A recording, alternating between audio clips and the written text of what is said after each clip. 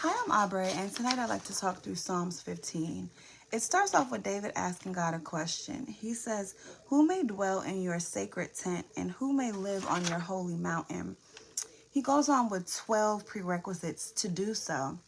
Firstly, he says, "The one whose walk is blameless." We know in Psalms 1 that we should not walk in step with the wicked, stand in the way that sinners take, or sit with mockers. He also says, "Those who do what is righteous." So that means that we have to be fully convinced that God performs his promises. And we also have to be truthful, have integrity, and peaceable, and be found in God. This constitutes righteousness. He also says those who speak the truth from their heart. So that means that they're not a liar, they don't deal falsely or deceptively.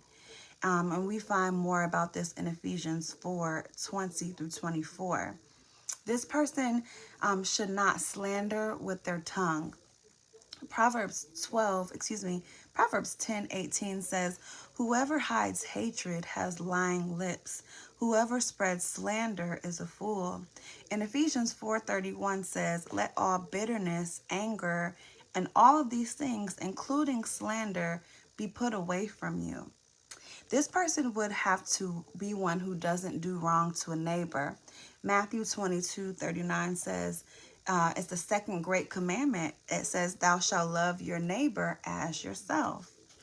He goes on to say that this person should not cast slurs or reproach on another. Proverbs 15:4 says, "A wholesome tongue is a tree of life, but perverseness in it breaks the spirit." He says that this person should despise a vile person. So a vile person is someone whose actions does not glorify God as being God, and they exchange the truth of God for a lie.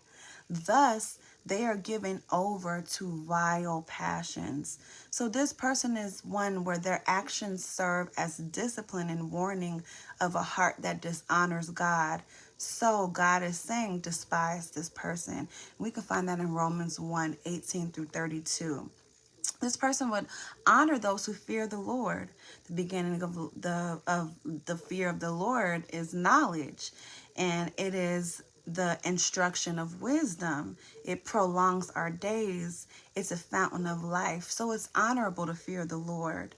And that also this person would keep an oath even when it's painful. But actually, Matthew 5:33 to 37, God said, "Let your yes be yes and your no be no." Night night.